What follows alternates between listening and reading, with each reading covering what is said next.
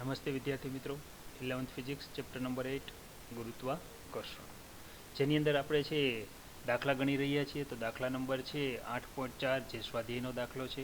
રકમ જોઈએ શું છે કે ગુરુનો એક ઉપગ્રહ કે જેનું નામ આયો છે, યાદ રાખજો ક્યારેક છે જનરલ નોલેજમાં કામ લાગે, નો આવર્તકાળ એટલે કેપિટલ ટી 1.769 દિવસ છે, જેની કક્ષીય ત્રિજ્યા કે જેને હું નામ આપી દઉં આર 4.22 ગુણ્યા 10⁸ મીટર છે. તો દર્શાવો કે ગુરુનું દળ માસ ઓફ જુપિટર સૂર્યના દળ કરતાં એટલે માસ ઓફ સન કરતાં 1000માં ભાગનું છે.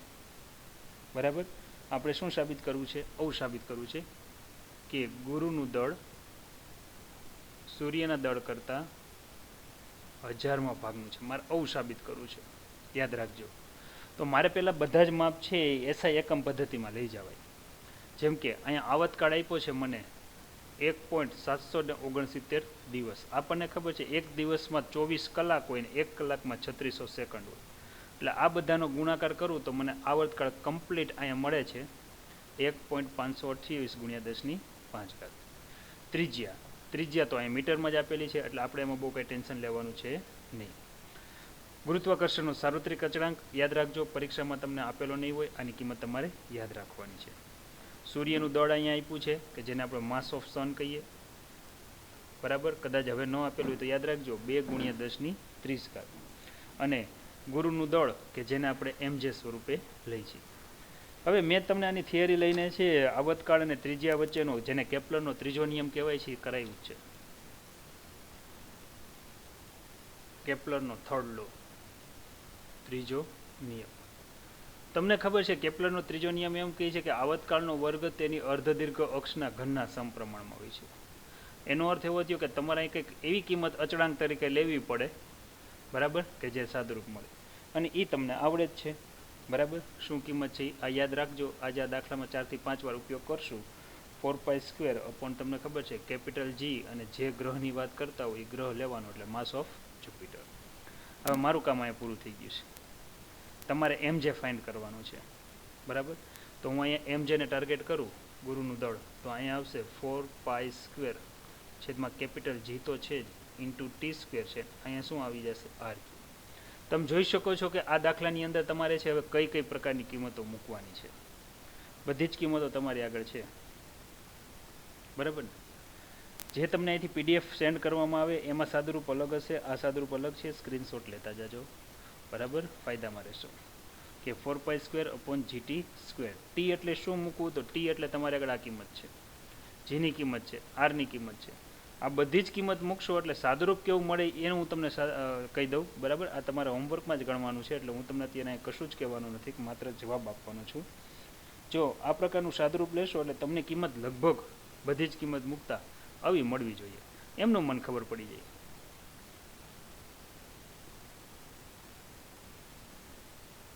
આવી મળવી જોઈએ. તમને એવું થશે તમને કેમ ખબર પડી એવી કિંમત મળવી જોઈએ? હવે અગાઉ જ ચોખવટ કરી દીધી છે. કેવું સાબિત કરવાનું છે? 1000માં ભાગનું. એટલે 3 મીંડાનો તફાવત આવવો જોઈએ. સૂર્યનું દળ તમે જોવો છે કેટલો છે? 2 ગુણ્યા 10⁵. અને છે ગુરુનું દળ તો એટલું જોવું જોઈએ, તો જ આઈડિયા આવે. બરાબર ને? તો અહીંયા મારે છે પછી ગુણો તો લેવાય કે માસ ઓફ, જો આ બેનું સાદુરૂપ લઉં, બરાબર, એમજે, અને છેદમાં અહીંયા લખું એમએસ. એમજે એટલે તમારે મેળવવાનું છે 2 ગુણ્યા 10⁻³ આવશે 27. આ તો દળ આપ્યું જ છે. 2 ગુણ્યા 10⁻³ આવશે 30. સાદુરૂપ આપું તો તમે જોઈ શકો છો 2 2 કેન્સલ થાય. બરાબર, તો ઉપર 1 રાખું, નીચે 10⁻³ કરાવું, 27ને નીચે લઈ આવું, એટલે કેવા થઈ ગયા? માઇનસ. એટલે અહીંયા આવશે 10⁻³ આવશે 3. હવે જો હું એમજેને ટાર્ગેટ કરું તો એમએસ ઉપર જશે, અને છેદમાં 10⁻³ એટલે કેટલું થઈ ગયું? થઈ ગયું ને સાબિત? જે માંગેલ ખાલી જગ્યા છે. બરાબર ને? જે માંગે એને શું કહેવાય એ તમને ખબર છે, એને ખાલી જગ્યા આપણે કહીએ છીએ. બરાબર, તો આ શબ્દ યાદ રાખજો, આપણો કોડવર્ડ રહેશે. હવે હું લખીશ નહીં ક્યારેય. તો એમજે ઇઝ ઇક્વલ ટુ શું થાય? MS/1000, એટલે કે 1000માં ભાગનું છે. આ કિંમત તમારે લાવવાની છે સાદુરૂપ આપીને. બરાબર છે? તો મારા ખ્યાલથી યાદ રહી ગયું છે. ચાલો સ્ક્રીનશોટ લઈ લ્યો. નંબર 1 નંબર 2 અને આ 3.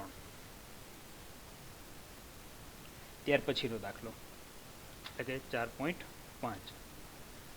આપણે એવું ધારી લઈએ કે આકાશગંગા કે જેને આપણે ગેલેક્સી કહીએ છીએ, જેમાં સૂર્યના દળ જેટલું દળ હોય તેવા આટલા તારાઓ આવેલા છે. સૂર્ય પણ એક સ્ટાર જ છે ને. સૂર્યનું દળ 2.5 × 1011. સૂર્યનું દળ 2 × 10⁻30 છે. આવા એક સૂર્ય નથી, આવા છે બ્રહ્માંડની અંદર છે આપણી જે ગેલેક્સી છે એમાં 2.5 × 1011 તારાઓ છે. આમ આકાશગંગાના કેન્દ્રથી 50,000 લાઇટ યર, લાઇટ યર એટલે પ્રકાશ વર્ષ, કોઈ એક તારો ભ્રમણ પૂરું કરવા માટે કેટલો સમય લેશે? જો આ ગેલેક્સી છે, યાદ રાખજો. બરાબર, કેન્દ્રથી છે આ જે અંતર છે એ આપણને આપ્યું છે 50,000 લાઇટ યર. અહીંયા છે કોઈ એક બીજો સ્ટાર છે, એ આખું એક ભ્રમણ પૂરું કરે છે. તો આપણને એમ કીધું છે ભ્રમણ કેટલો સમય લેશે. હવે જો તમને ત્રિજ્યા તો ઓલરેડી આપી દીધી છે, બરાબર. હવે તમારે શું ગોતવાનું? સમય જ ગોતવાનો. તો જે હમણાં મેં સૂત્ર ઉપયોગ કર્યો તમારે એ જ સૂત્ર લેવું છે. પહેલાં આ લખી નાખાય કે એક તારાની સંખ્યા આટલી છે, એક તારાનું દળ આટલું છે જે સૂર્યના દળ જેટલું છે. તો કુલ લેવું હોય તો બેનો શું કરવો પડે મારે? ગુણાકાર. જેવો બેનો કુલ ગુણાકાર કરીશ એટલે મને શું મળી જશે? સમગ્ર આકાશગંગાનું કુલ દળ મળી જશે, 5 × 10⁻41. હવે તારાની ત્રિજ્યા આપી છે 50,000 લાઇટ યર. 1 લાઇટ યર = 9.46 × 10⁻15 થાય. કરો બેનો ગુણાકાર એટલે આ તમને શું મળી ગયું? ત્રિજ્યા. વળી પાછી બધી વાર્તા લખવી પડે, પણ આપણે ક્યાંય વાર્તા લખવી નથી. આપણે સીધું જ ઇક્વેશન મૂકવાનું. કયું ઇક્વેશન મૂકવાનું? કેપ્લર થર્ડ લો, કેપ્લરના ત્રીજા નિયમ મુજબ. બરાબર. શું છે? આવતકાળનો વર્ગ અર્ધદીર્ઘ અક્ષના ઘનના સમપ્રમાણમાં. તમને ખબર છે ચલેશે દૂર કરશો તો તમારે અહીં શું લખવાનું છે? 4π² છેદમાં શું આવશે? કેપિટલ G ઇન્ટુ શું આવશે? M, અને અહીંયા આવશે R3. વિદ્યાર્થી મિત્રો તમારે ટી ગણવાનું છે, બરાબર. હવે આ બધું કામ તમારું છે, અહીંથી હું કંઈ નહીં કરું, બરાબર. 4π એટલે 3.14. જીની કિંમત ખબર છે 6.67 × 10⁻11. એમની કિંમત તમને અહીંયા આપી દીધી છે 5 × 10⁻41. અને R એટલે ત્રિજ્યાની કિંમત પણ તમને અહીંયા આપેલી છે, જો આવડી આવી, બરાબર. કિંમત મૂકો, સાદુરૂપ આપો, જે આવશે T² આવશે. એટલે જો તમે ટી લેશો, બરાબર, તો તમને ટી શું મળવું જોઈએ એ હું તમને ખાલી કહી દઉં, બરાબર. લગભગ તમને છે જો આ વસ્તુ તમે વર્ષમાં લેશો તો 3.55 × 10⁸ વર્ષ લાગશે. ખાસ યાદ રાખીએ, આટલા વર્ષે છે આ છે તારો છે એ એક ચક્કર પૂર્ણ કરશે. તો ચાલો પહેલો સ્ક્રીનશોટ અને બીજો સ્ક્રીનશોટ. યાદ રાખો, ફરજિયાત હોમવર્કની અંદર સાદુરૂપ આપવાનું છે, બરાબર, એઝ એ પ્રેક્ટિસ માટે. ત્યાર પછી આગળ વધીએ છીએ 8.6. આમ તો 8.6, 8.7, 8.8 ને 8.9 4 દાખલા હોમવર્કમાં આપવા જેવા છે. વળી તમને એમ થશે કે સાહેબ આ બધું કાં તમે હોમવર્કમાં આપો છો?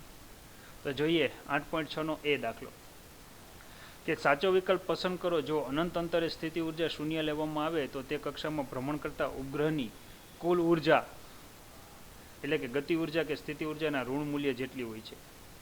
હવે ઉપગ્રહની કુલ ઉર્જા હંમેશા છે તેની ગતિ ઉર્જાના ઋણ મૂલ્ય જેટલી જ હોય છે. શું કામ?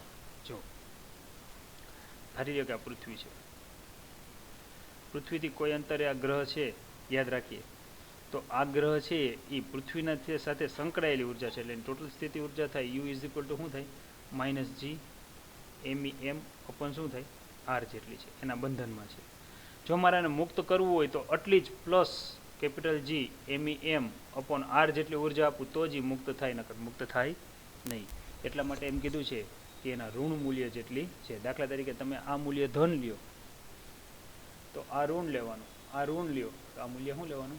ધન. ત્યાર પછી 8.6B સાચો વિકલ્પ પસંદ કરો. કક્ષામાં ભ્રમણ કરતા ઉપગ્રહને પૃથ્વીના ગુરુત્વાકર્ષણની બહાર મોકલી દેવા માટે આપવી પડતી ઉર્જા તે ઉપગ્રહના સ્થાને સ્થિર રહેલા કોઈ પદાર્થને પૃથ્વીના ગુરુત્વાકર્ષણને બહાર મોકલવા માટે જરૂરી ઉર્જા કરતાં વધુ હોય છે કે ઓછી? બરાબર, અહીંયા આપણને એવું પૂછ્યું છે. હવે જો કોઈ ભ્રમણ કક્ષામાં ઉપગ્રહને પૃથ્વીના ગુરુત્વાકર્ષણની બહાર મોકલી દેવા માટે આપવી પડતી ઉર્જા તે ઉપગ્રહના સ્થાને સ્થિર રહેલા પદાર્થને પૃથ્વીના ગુરુત્વાકર્ષણની બહાર મોકલવા માટે જરૂરી ઉર્જા કરતાં ઓછી હોય છે. શું કામ? કારણ કે ઉપગ્રહ સ્થિર નથી, ઉપગ્રહ ભ્રમણ પણ કરે છે, એટલે પોતે કંઈક ગતિ ઉર્જા તો ધરાવે જ છે. હવે બહારથી બહાર મારે મોકલવો છે તો વધારે ગતિ ઉર્જા આપવી પડશે, પણ સ્થિર હોય એના કરતાં ઓબ્વિયસલી ગતિ ઉર્જા કેવી આપવી પડશે? ઓછી. શા માટે? કારણ કે ઓલરેડી પહેલેથી જ ગતિ ઉર્જા ધરાવે છે, કારણ કે અમુક વેગ સાથે તે સતત ગતિ કરે છે. તો આ રીતે છે, આ બધા ટોપિક છે એ લોજિકના આધારે સમજી શકો. 8.7 કે પૃથ્વી પરથી ફેંકતા પદાર્થ માટે નિષ્ક્રમણ ઝડપ શું તે પદાર્થના દળ પર આધારિત છે? મેં તમને એવું કીધું હતું કે કોઈ પણ પદાર્થને પૃથ્વી ઉપરથી ફેંકવી હોય બરાબર, તો 11.2 કિલોમીટર પર સેકન્ડની ઝડપ જોઈએ. તમારા હાથમાં બોલપેન હોય એને ઘા કરવો હોય અને ક્ષેત્રની બહાર મોકલવું હોય તો 11.2 કિલોમીટર પર સેકન્ડની ઝડપથી ઘા કરી શકો. અને એની જગ્યાએ તમારી આગળ કોઈ ફૂટબોલ છે એને ઘા કરવો હોય જેનું દળ વધારે છે બોલપેન કરતાં, તો પણ એટલી જ જરૂર પડે. એનો અર્થ એવો થયો કે તમને એવું સૂત્ર છે આમાં આવડે છે નિષ્ક્રમણ ઝડપનું, એના ઉપરથી કહી શકો કે પદાર્થના દળ ઉપર આધારિત નથી. પૃથ્વી પરથી ફેંકાતા પદાર્થ માટે નિષ્ક્રમણ ઝડપ જ્યાંથી ફેંકવામાં આવે તે સ્થાન ઉપર આધારિત છે એવું કીધું છે.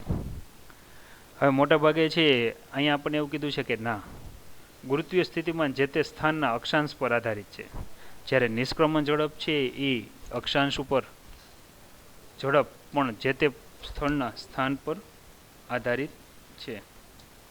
એનો અર્થ એવો થયો કે જે એનું મૂલ્ય છે ગુરુત્વીય સ્થિતિમાન એ જી ઉપર આધાર રાખે છે.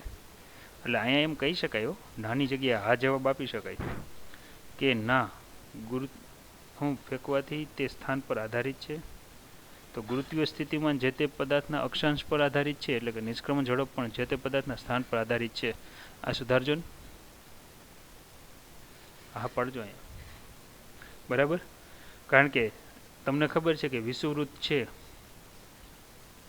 ત્યાં ગુરુત્વ પ્રયોગનું મૂલ્ય ઓછું હોય, જ્યારે અહીંયા મૂલ્ય કેવું હોય છે વધારે. આથી કોઈ રોકેટને બહાર ફેંકવું હોય તો હંમેશા સ્થળ છે એ વિષુવવૃત્ત પસંદ કરવામાં આવે છે, એટલા માટે કહી શકાય.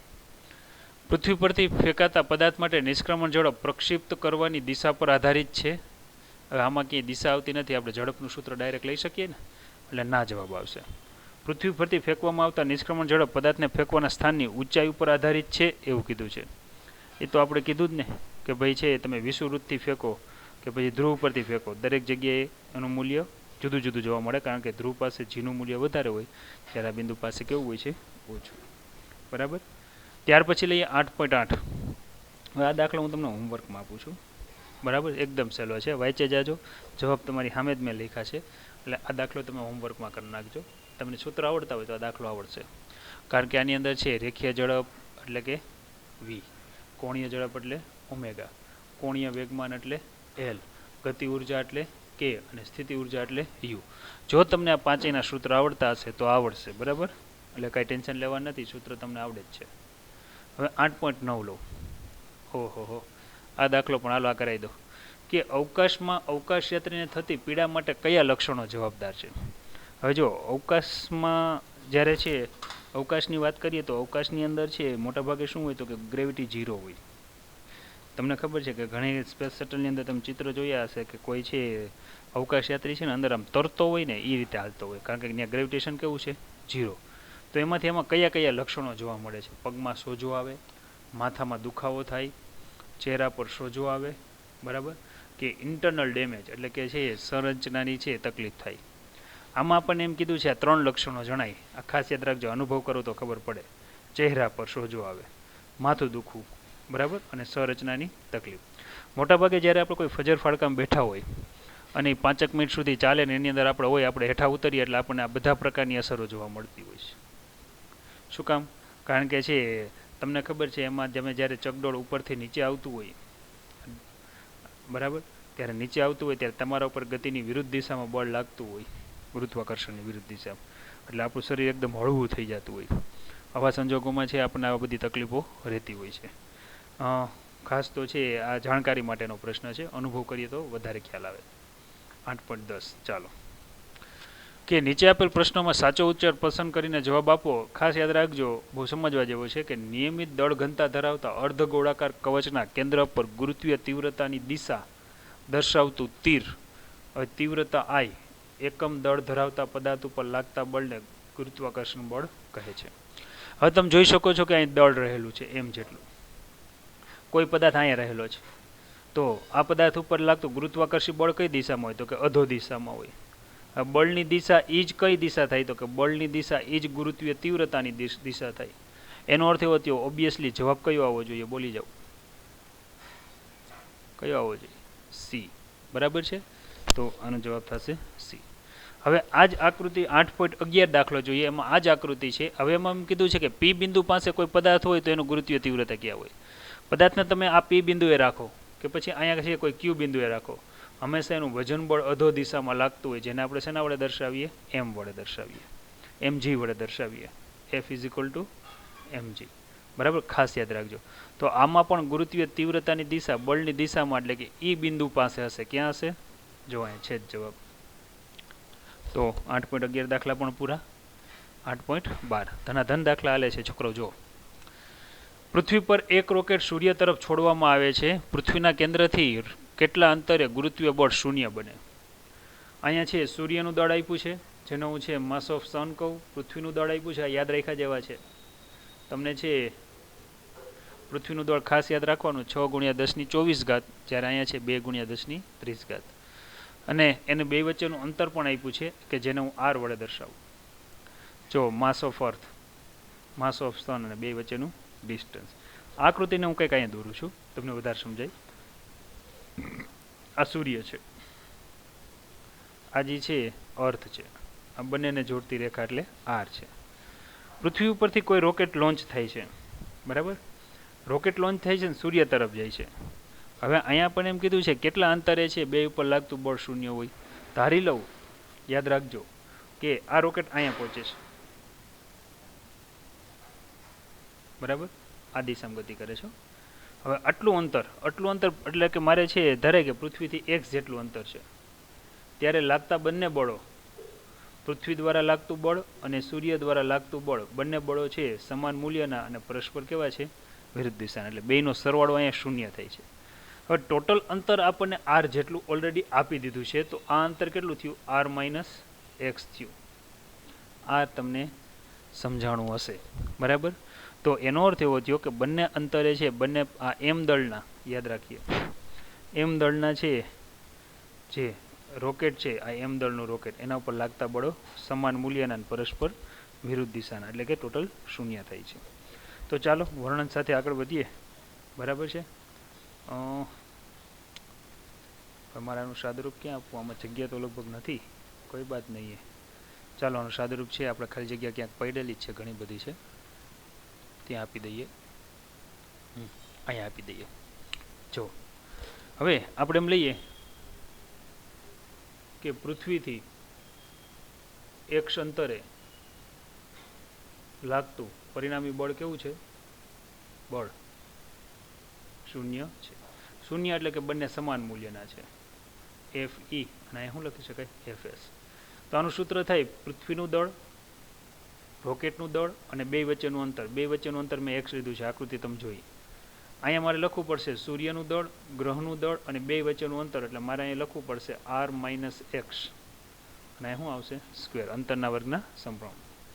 હવે અહીંથી કેન્સલ શું થઈ છે એ તમે જોઈ શકો છો. બરાબર, g અને m આ કેન્સલ થઈ શકે છે. તો અહીંયા છે આપણને અહીંયા કિંમત કેવી મળે છે એની વાત કરીએ. બરાબર, જો આ બેની હું વાત કરતો જાઉં. બરાબર, અને અહીંયા છે સાદુરૂપ લઉં તો અહીંયા છે માસ ઓફ સન લઉં તો છે ક્રોસ ગુણાકાર કરું તો છેદમાં માસ ઓફ અર્થ આવશે. અહીંયા આવશે r - x હોલ સ્ક્વેર અને છેદમાં અહીંયા આવશે x.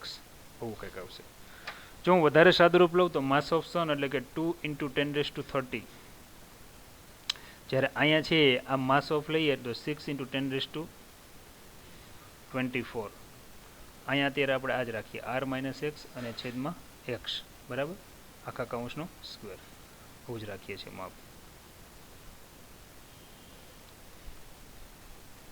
હવે આનું જો હું સાદુરૂપ લઉં તો તમને ખબર છે શું આવશે? તો કે 1/3 × 10 ઉપર ઘાત જશે એટલે 30 - 24 એટલે કેટલા કરી નાખું? 6. અને અહીંયા આવશે સાદુરૂપ લઈએ. બરાબર, તો અહીંયા આવશે r - x હોલ સ્ક્વેર અને છેદમાં x સ્ક્વેર. બે બાજુ હું વર્ગમૂળ લઈ લઉં. ચાલો, જો બે બાજુ હું અહીંયા વર્ગમૂળ લઈ લઉં બરાબર. તો મને અહીંયા શું પદ મળે છે એની વાત કરીએ તો 10⁶ વર્ગમૂળ થાય 10⁻³ અને અહીંયા થશે વર્ગમૂળ 3. હવે અહીંથી સાદુરૂપ તમારે આપવાનું r-x² અને છેદમાં શું આવશે x². મારે x² ગણવું છે. શું ગણવું છે? x² મારે છે ગણવું છે. વર્ગમૂળ લો એટલે વર્ગ તો નીકળી જ જશે. બરાબર છે. બે બાજુ વર્ગમૂળ લેતા. ચાલો થોડુંક હજી તમને સાદુરૂપ આપી દઉં. બરાબર. તો અહીંયા આવશે 10⁻³ ઇન્ટુ x બરાબર અહીંયા આવશે r-x કંઈક આવું આવશે. બરાબર છે. r-x અને છેદમાં પણ શું આવશે વર્ગમૂળ 3 આવું આવશે. તો અહીંયા આવશે 10⁻³ ઇન્ટુ x માઇનસ આ બાજુ આવે પ્લસ x થાય. બરાબર. અને છે અહીંયા શું આવશે r અને છેદમાં આવશે √3. તો વિદ્યાર્થી મિત્રો આ રીતે તમે છે સાદુરૂપ આપ્યા જાઓ ને એક્સને સૂત્રનો કરતા બનાવ્યા જાઓ. બરાબર. આરની કિંમત પણ આપણી આગળ છે જ. અહીંથી કામ તમારે છે આ હોમવર્કમાં કરવાનું છે. તો લગભગ તમને છે એક્સ બરાબર જવાબ છે કંઈક આવો મળશે. યાદ રાખજો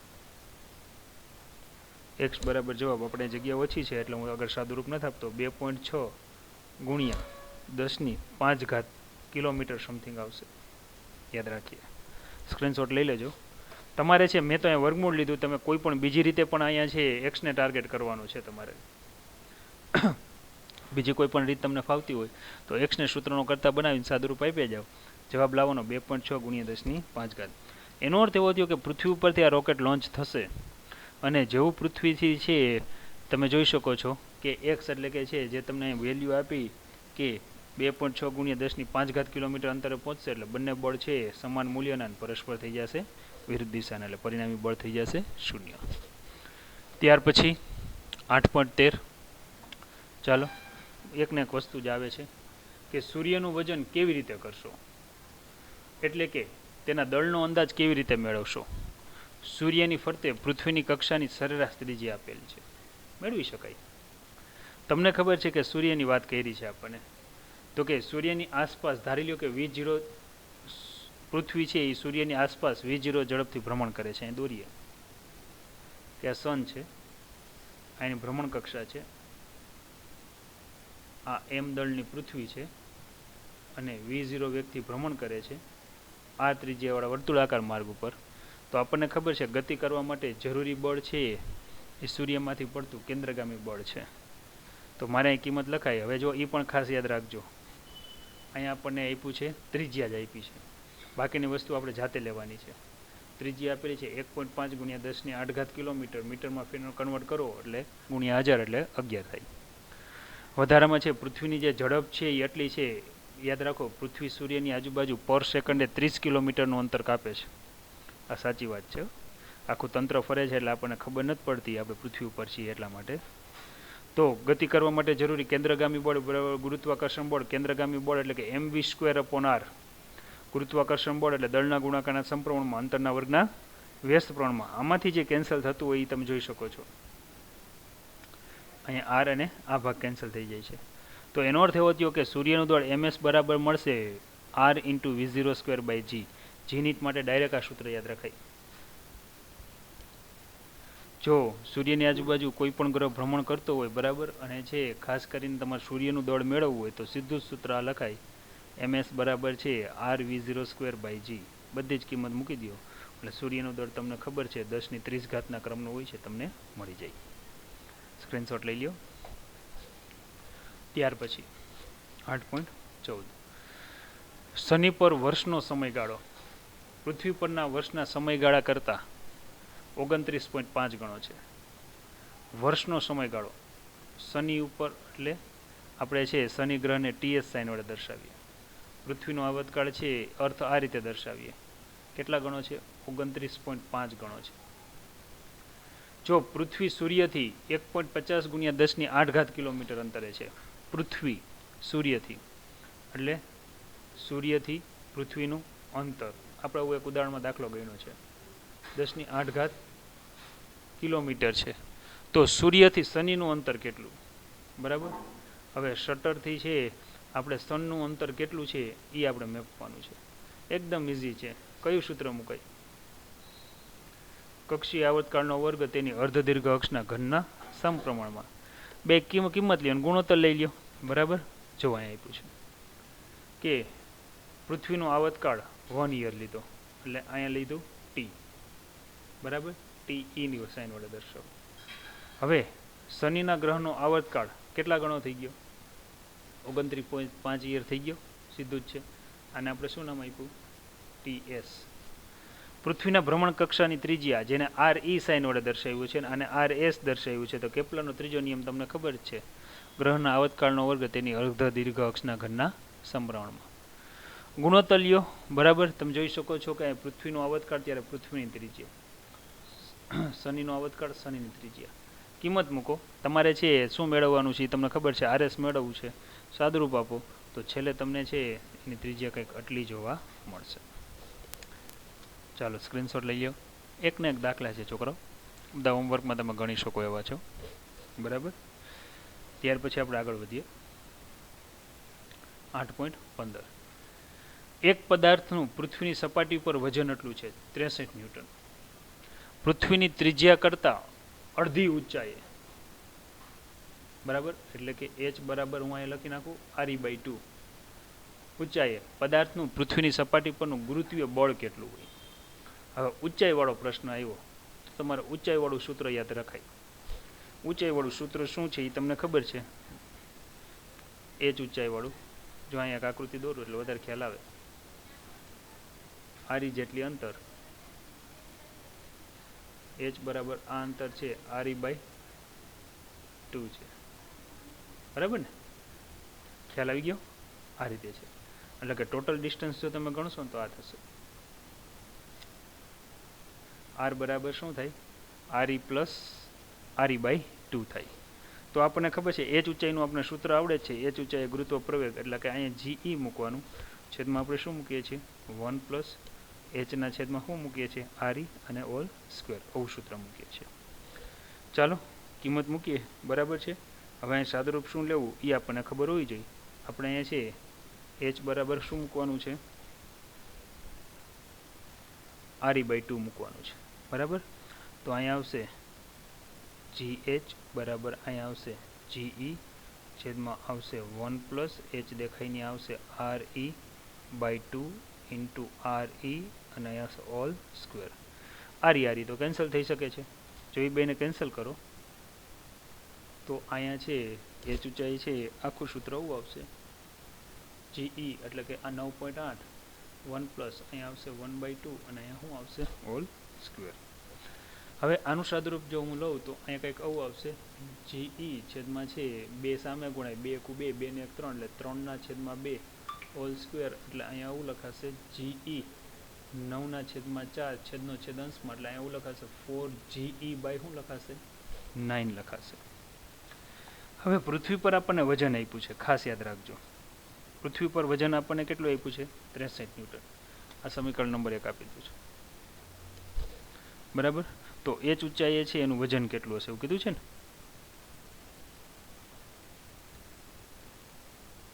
પૃથ્વી પર વજન એટલે W 63 ન્યૂટન છે. બરાબર. તો RE/2 અથવા તો હું સીધું જ લખી નાખું H ઊંચાઈએ, H ઊંચાઈ બરાબર છે વજન, એને નામ આપી દો W', જે આપણે ગણવાનું છે. હવે જો અહીંયા ગણતરી કરીએ તો વધારે ખ્યાલ આવશે આપણને. શું ગણતરી કરવી પડશે આપણે? બરાબર છે. તો વજનનું સૂત્ર આપણને ખબર છે શું છે? W' બરાબર છે વજન બરાબર mg થાય. પણ H ઊંચાઈ વજનને આપણે શું લખવું પડશે? આપણે આવી રીતે લખવું પડશે. હવે સમીકરણ 1 જોઈ લ્યો હાલો. તો W' બરાબર. હવે એમ તો છે એ બરાબર છે હાલો, પણ જ્યાં GH છે ત્યાં મારે શું લખવું પડશે? 4/9 આવી રીતે લખવું પડશે. અને આને નંબર આપી દઉં સમીકરણ નંબર 2. અહીંયા લખી નાખું સમીકરણ નંબર 1 પરથી. વધારામાં જો હું સાદુરૂપ લઉં બરાબર તો મને એમનો ખ્યાલ આવી શકે છે કે mge અને અહીંયા આવશે 4.4/9. હવે પૃથ્વી પરના વજનને આપણે mg સાઇન વડે દર્શાવીએ છીએ, બરાબર, mge અથવા mg વડે દર્શાવ્યો છે. આને નંબર આપી દો સમીકરણ નંબર 2, આને નંબર આપી દો 3 ને આને નંબર આપી દો 4. હવે મારે શું કરવાનું છે તો કે સમીકરણ 2 ની કિંમત 4 માં મૂકતા.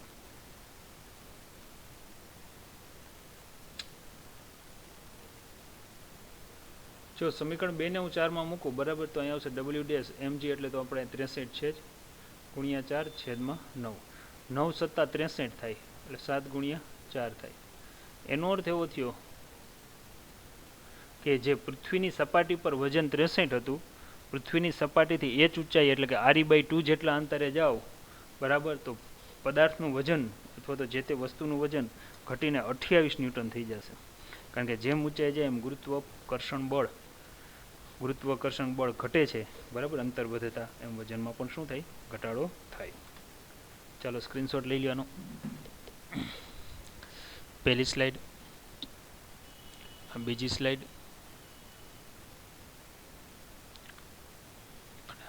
ત્રીજી સ્લાઇડ, બરાબર છે. ત્યાર પછી 16 નંબરમાં આગળ વધીએ છીએ. 16 નંબર શું કહે છે આપણને એની વાત કરીએ છીએ કે પૃથ્વીની નિયમિત દળ ઘનતા ધરાવતો ગોળો ધારીએ. જો પદાર્થનું સપાટી પર વજન 250 ન્યૂટન હોય તો તેનું પૃથ્વીના કેન્દ્ર તરફ અડધા અંતરે વજન કેટલું હોય? એક કામ કરો વિદ્યાર્થી મિત્રો, આમાં છે ડાયરેક્ટ તમને હું શોર્ટકટ જ આપી દઉં. જો તમને h ઊંચાઈવાળું ગમે ત્યારે પૂછે તો તમારે GH બરાબર આવડું આ સૂત્ર યાદ રાખવું. અડધી ઊંચાઈવાળા કીધું હોય ને તો 4/9 GE. શું કામ યાદ રાખવાનું કહું છું? કારણ કે તમને છે અહીંયા એમમાં આમાં જ ચેન્જ કરેલો હશે, બાકી અડધી ઊંચાઈવાળું તો કમ્પ્લીટ ઉડી જશે, બરાબર. હવે આ જ રીતે ઊંચાઈથી લઈને મારે ઊંડાઈ સુધી જવું છે. જુઓ તમે, તો આ થિયરી પણ આપણે કરી છે કે આ પૃથ્વીનું કેન્દ્ર છે, પૃથ્વીથી ઊંડાઈ d જેટલી ઊંડાઈ અહીંયા હું કોઈ m દળનો પદાર્થ રાખું છું, બરાબર, અને આ ડિસ્ટન્સ છે મેં એને r વડે દર્શાવ્યું છે, આ યાદ રાખજો. આવા બધા મેં સૂત્રો તમને તારવીને આપેલા છે. હવે ઓલરેડી અહીંયા તમને d બરાબર છે માપ જ આપી દીધું છે. કેટલું માપ આપી દીધું છે તો કે re/2, ત્રિજ્યા કરતાં અડધા અંતરે, જો લખ્યું છે અડધા અંતરે વજન કેટલું હોય. હવે તમને છે સપાટી ઉપર વજન તો w આપી જ દીધું છે, w બરાબર mge આવું લખી નાખું તો 250 ન્યૂટન. તો અડધા અંતરે કેટલું હોય તો તમારે એના માટેનું ઇક્વેશન મેળવવું પડે. ચાલો પહેલાં આપણે ઇક્વેશન મેળવી લઈએ, ફર્સ્ટ ટાઈમ છે એટલે, પછી આપણે ડાયરેક્ટ સીધું ગણતરી કરી આગળ વધશું. અહીં લખું d ઊંડાઈએ ગુરુત્વ પ્રવેગ. હવે d જેટલી ઊંડાઈએ ગુરુત્વ પ્રવેગનું આપણે આવું કંઈક સૂત્ર મેળવેલું છે, તમે પાના ફેરવીને જોઈ શકો છો, બરાબર છે. g કૌંસમાં છે 1 - d/re કે r એવું કંઈક લીધું છે. હવે મારે d બરાબર શું મૂકવાનું છે તો કે d બરાબર છે ત્રિજ્યા કરતાં અડધું અંતર મૂકવાનું છે. તો અહીંયા આવશે g, અથવા હું આને ge વડે પણ દર્શાવી શકું. 1 - અહીંયા આવશે re/2 ઇન્ટુ શું આવશે re. આપી દઈએ સાદુરૂપ એટલે એમનો ખ્યાલ આવી જશે. g અહીંયા આવી જશે 1 - 1 શું આવશે 2 આવશે. તો 2 × 2 એકમાંથી અડધું જાય એટલે અડધું થઈ જાય. તો એનો અર્થ એવો થયો ગુરુત્વ પ્રવેગ છે અંતરના સમપ્રમાણમાં હોય, એટલે ચોખ્ખી ખ્યાલ આવી ગયો કે d ઊંડાઈએ ગુરુત્વ પ્રવેગ જે હોય એના કરતાં અડધું થઈ જશે, બરાબર. તો આ છે ગયું આપણે આગળ. હવે ફરી પાછું આ જ લઈએ કે આમ d ઊંડાઈએ પદાર્થનું વજન, આવું સૂત્ર છે. વજનનું સૂત્ર શું છે mg ડેશ, એટલે mg પણ કેટલી ઊંડાઈએ d ઊંડાઈએ, કિંમત મૂકો m d જેટલી ઊંડાઈએ છે ગુરુત્વ પ્રવેગ કેટલો છે g/2 થઈ જાય. તો એનો અર્થ એવો થયો વજન બળને mg વડે દર્શાવીએ, mg/2 થઈ જાય. w બરાબર તો mg છે જ, અને જે ઓલરેડી આપણને આપ્યું છે 250 ન્યૂટન આપ્યું છે, ભાગ્યા 2 કરી નાખું તો આનો જવાબ મને મળશે 125 ન્યૂટન, બરાબર ને. તો વિદ્યાર્થી મિત્રો ખાસ યાદ રાખીએ આપણે, આ એકદમ શોર્ટકટ કી છે, બરાબર છે. કે ધારી લ્યો કે કોઈ પદાર્થનું પૃથ્વીની સપાટી ઉપર વજન 300 ન્યૂટન હોય તો એનાથી અડધી ઊંડાઈએ વજન અડધું હોય. શું કામ? કારણ કે આ તમને સમજાયું છે ગુરુત્વ પ્રવેગ કેન્દ્રથી સપાટી સુધી અંતરના સમપ્રમાણમાં હોય છે. તો તમે જે જીનીટ લેવલે આવા જ પ્રશ્ન પૂછાય છે, અને ગણતરી કરવા આપણે ન બેસાય, આપણે સીધું જ આનું શું આપી દેવાય જવાબ આપી દેવાય. 18.17. ચાલો, પૃથ્વીની સપાટીથી 5 કિલોમીટર પ્રતિ સેકન્ડની ઝડપે ઉધ્વ દિશામાં એક રોકેટને છોડવામાં આવે છે. હવે 11.2 કિલોમીટરે છોડ્યું હોત ને તો કોઈ દી પાછું જ ન આવત, પણ આ તો પાછું આવશે. આથી પૃથ્વી પર પાછા ફરતા અગાઉ રોકેટ કેટલે દૂર સુધી જશે, એનો અર્થ એવો થયો કેટલી ઊંચાઈ સુધી જશે. યાદ રાખીએ, પૃથ્વીનું દળ આપેલું છે, ત્રિજ્યા આપેલી છે, બરાબર, અને છે ગુરુત્વાકર્ષણનો સાર્વત્રિક અચળાંકનું મૂલ્ય આપ્યું છે. ધારી લ્યો કે રોકેટની પ્રારંભિક ઝડપ v છે અને મહત્તમ ઊંચાઈએ અંતિમ ઝડપ 0 થઈ જાય, બરાબર છે. આને છે v આપ્યું છે તો આને v0 કહી દો, હાલો એ 0 થઈ ગયો. ધારો કે રોકેટનું દળ m છે અને પૃથ્વીની ત્રિજ્યા આરી છે અને સપાટીથી ઊંચાઈ h છે. બધી જ વાર્તાને હું અહીંયા તમને દર્શાવી દઉં, જો, બરાબર, કે આ પૃથ્વી છે જેનું દળ m છે, જેની ત્રિજ્યા આરી છે. અહીંથી એક રોકેટને છોડવામાં આવે છે. આપણે રોકેટ પણ બતાવી દઈએ કે આ રીતે રોકેટ ઉપર જાય છે, કેટલી ઊંચાઈ સુધી જાય છે, બરાબર, એવું આપણે બતાવી દઈએ. ધારી લ્યો કે આ રોકેટ છે પૃથ્વીની સપાટીથી આટલી ઊંચાઈ સુધી જાય છે, એ જ ઊંચાઈ સુધી રોકેટ છે એ અહીંયા સુધી પહોંચી શકે છે, બરાબર, આટલી ઊંચાઈ સુધી પહોંચે છે.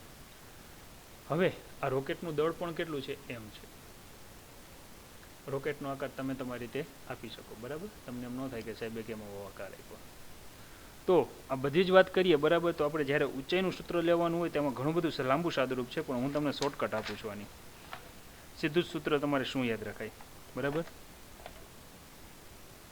ધારો કે m દળનું રોકેટ પૃથ્વીની સપાટીથી h ઊંચાઈ સુધી જઈ શકે છે. તો h ઊંચાઈનું સીધું જ તમને સૂત્ર આપું છું, બરાબર. આ સૂત્ર તમારે યાદ રાખવાનું છે. આનું દરેક પદ તમને ખબર છે.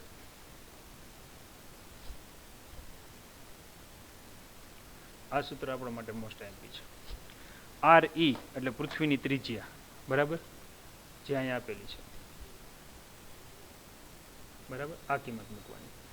v એટલે વેગ, વેલોસિટી, બરાબર, જે આપણને દળ આપ્યું છે, પૃથ્વીનું દળ, એટલે કે અહીંયા લઈએ માસ ઓફ અર્થ.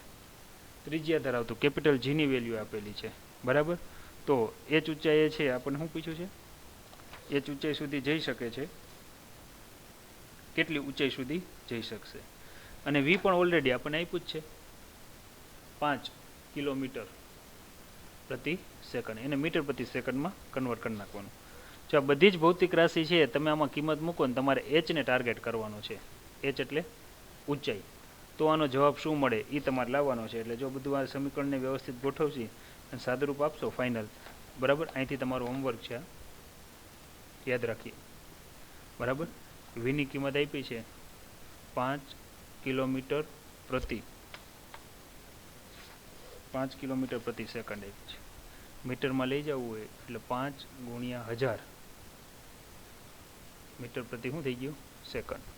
કિંમત મૂકજો અને h ને ટાર્ગેટ કરજો, બરાબર. અહીંથી તમારો હોમવર્ક છે. h પ્રમાણે ગણશો તો લગભગ તમને છે આટલો કિલોમીટર મળતું હશે, જો કિલોમીટરમાં લાવો તો, બરાબર છે. આ યાદ રાખજો. અને તમે મીટરમાં પણ લાવી શકશો. જો મીટરમાં લાવો તો જવાબ છે કંઈ કેટલો આવે, 1.6 × 10⁻³ ને 3 6, એટલે આટલો જવાબ આવે મીટરમાં લાવો તો. જવાબ તમને આ મીટરમાં જ મળશે, બરાબર. સાદુરૂપ હવે કઈ રીતે આપવું છે એ લોપ તમારે કરવાનો છે, એ હું તમને કહીશ નહીં, બરાબર. ચાલો, એકદમ સહેલા દાખલા છે બધા. 18મો દાખલો ગણીએ. વિદ્યાર્થી મિત્રો, 21 દાખલા છે. આપણે 18 આવ્યા, 18, 19, 20 ને 21, 4 દાખલા ગણાવી દો એટલે આપણું કામ પૂરું થઈ જાય. ચાલો, 18મો દાખલો શું છે કે પૃથ્વીની સપાટી પર પ્રક્ષિપ્ત પદાર્થની નિષ્ક્રમણ ઝડપનો હું VE સાઇન વડે દર્શાવું. પૃથ્વીની સપાટી ઉપર છે, E એટલે અર્થ, વેલોસિટી ઉપર અર્થ. એક પદાર્થને આના કરતાં 3 ગણી ઝડપે બહાર ફેંકવામાં આવે છે. એનો અર્થ એવો થયો, કેટલી ઝડપે બહાર ફેંકવામાં આવે છે, આના કરતાં 3 ગણી ઝડપે ફેંકવામાં આવે છે. તો પૃથ્વીથી અત્યંત દૂરના અંતરે જતા તેની ઝડપ કેટલી હશે. હવે પૃથ્વીથી અત્યંત દૂરના અંતરે જતા ધારી લો કે દૂરના અંતરે તેની ઝડપ કેટલી છે v ડેશ. સૂર્ય અને બીજા ગ્રહોની વાત અવગણો. હવે જો પૃથ્વીની પ્રારંભિક ઝડપ જેને અહીં v નામ આપ્યું છે, આ પદાર્થની અંતિમ ઝડપ જેને આપણે નામ આપ્યું છે v ડેશ. બધી જો વાર્તા કરીએ તો યાંત્રિક ઉર્જા સંરક્ષણનો નિયમ એવું કહે છે તંત્રની પ્રારંભિક ગતિ ઉર્જા સ્થિતિ ઉર્જા બરાબર અનંત અંતરે ગતિ ઉર્જા અને સ્થિતિ ઉર્જા. આપણને ખબર છે કે પહેલાં ફેંકવામાં આવે છે પૃથ્વીની સપાટી ઉપરથી જ્યારે કોઈ પણ પદાર્થને આમ ફેંકો ઉપર તરફ ત્યારે પૂરા વેગથી ગતિ કરાવવામાં આવે છે, એટલે કે માત્ર ગતિ ઉર્જા જ હોય છે. ત્યારે એની સ્થિતિ ઉર્જા કેવી હોય છે? શૂન્ય હોય છે. સ્થિતિ ઉર્જા આપણે લઈએ પૃથ્વીની સપાટી ઉપર તો એ છે એ GME અપોન RE જેટલી હોય છે. એટલે ગતિ ઉર્જાનું સૂત્ર થાય 1/2 mv². સ્થિતિ ઉર્જા માઇનસ હોય એટલે GMEM અપોન RE. અને છે અનંત અંતરે પહોંચે એટલે અનંત અંતરે ક્ષેત્રની બહાર વહી જાય. ક્ષેત્રની બહાર સ્થિતિ ઉર્જા શૂન્ય થઈ જાય. માત્ર છે કઈ ઉર્જા હશે? ગતિ ઉર્જા જ હશે. હવે આ બધી પ્રમાણે કિંમત મૂકીએ તો 1/2 mv² માઇનસ 1/2 બરાબર જો આ બધી કિંમતો તમે મૂકતા જાવ છો, GME અપોન છે VE લીધું છે તો છેલ્લે આવું સૂત્ર મળે છે તમને. આ સૂત્રથી આપણે આગળ વધીએ કે એ સૂત્ર પ્રમાણે સાદુરૂપ શું છે. છેલ્લે આ સૂત્ર મળ્યું કે v² બરાબર v ડેશ સ્ક્વેર બરાબર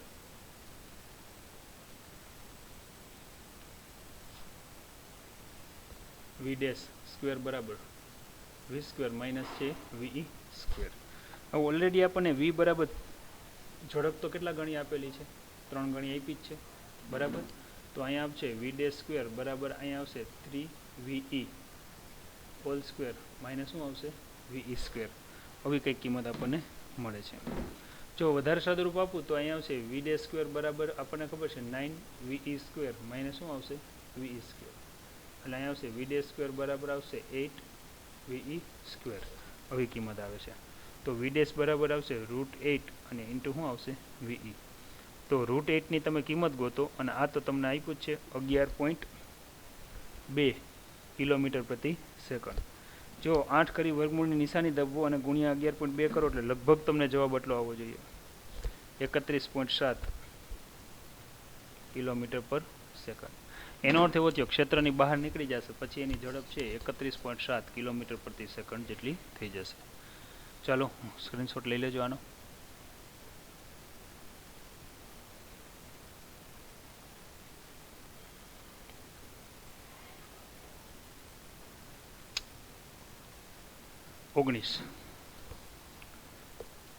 જોઈએ ગણતરી શું છે કે પૃથ્વીની સપાટીથી 400 કિલોમીટર ઊંચાઈએ યાદ રાખીએ h એક ઉપગ્રહ ભ્રમણ કક્ષામાં ભ્રમણ કરે છે.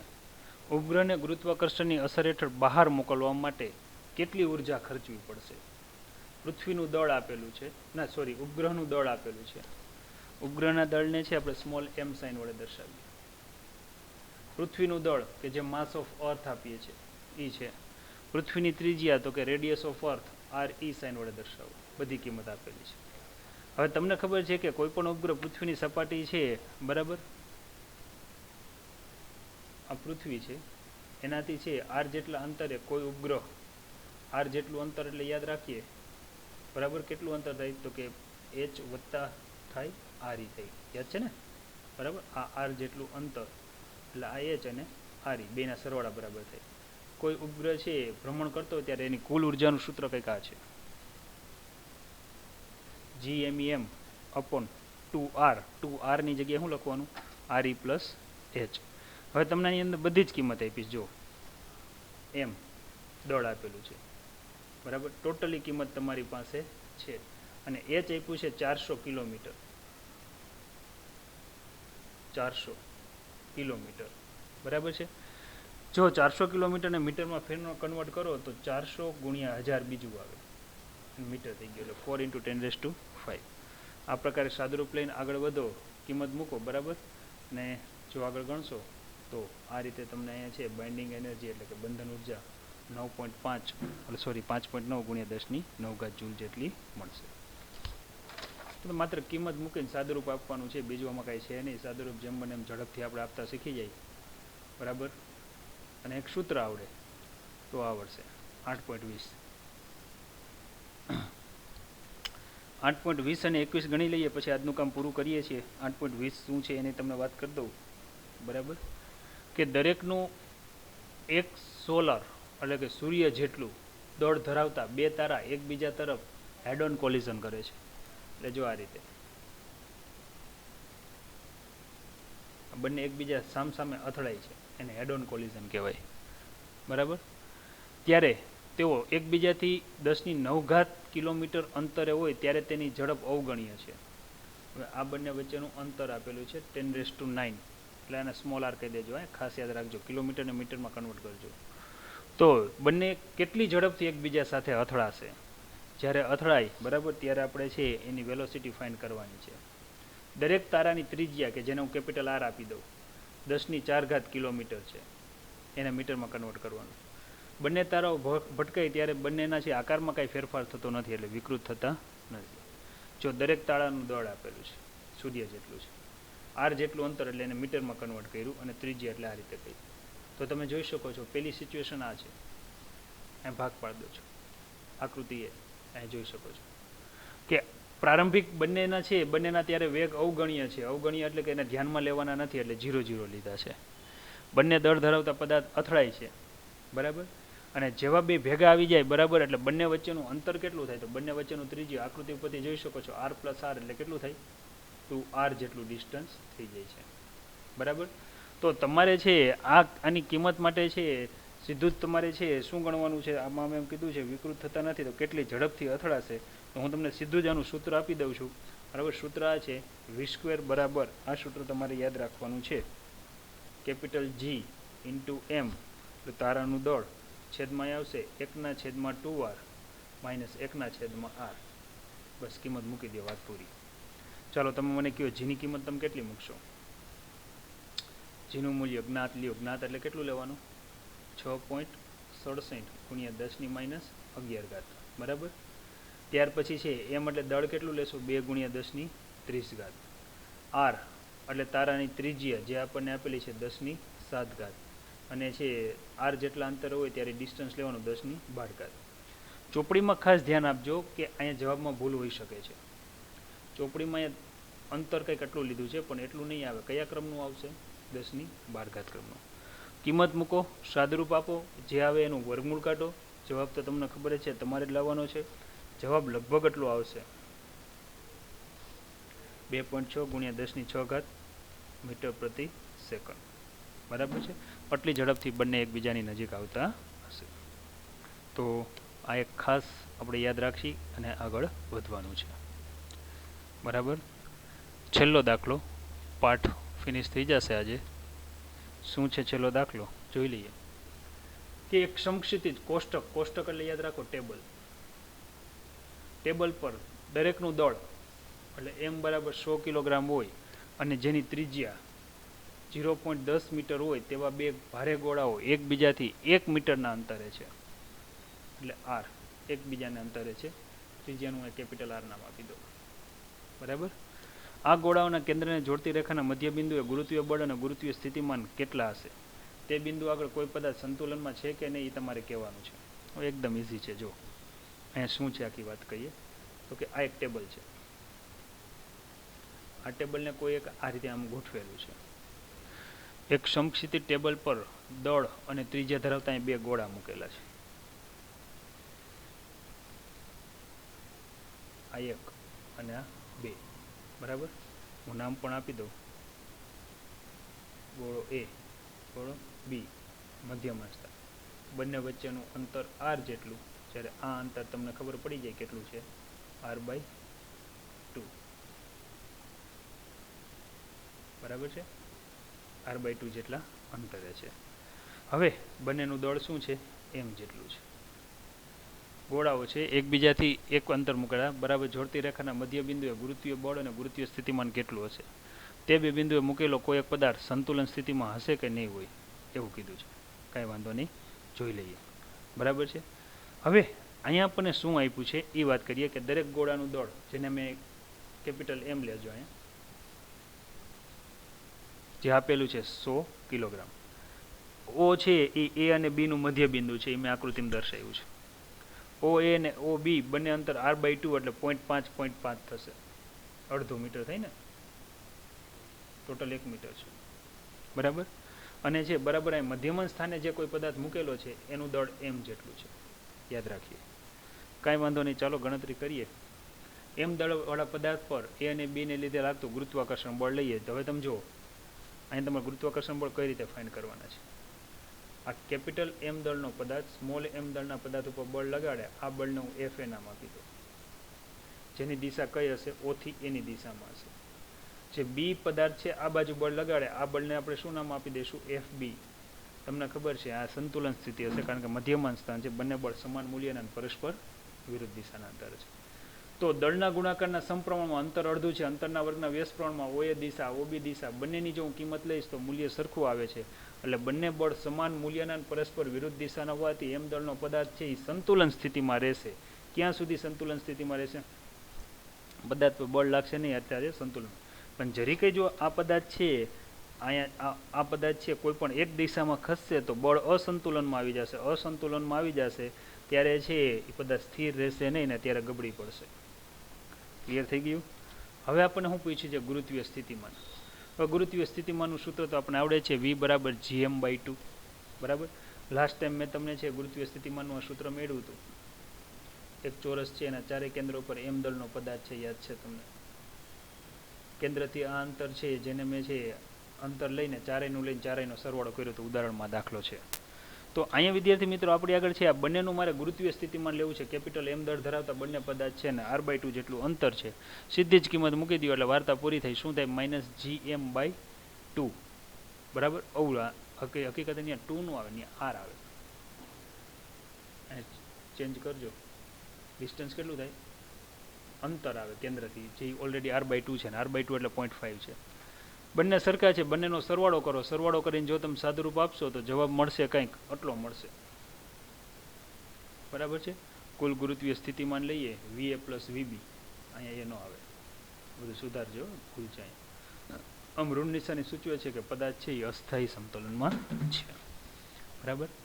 એક સ્ક્રીનશોટ લઈ લેજો. આનું હું તમને મોકલીશ જ, ન લ્યો તો પણ ચાલશે. આકૃતિ એક આ પ્રકારે આવશે. ચાલો વિદ્યાર્થી મિત્રો,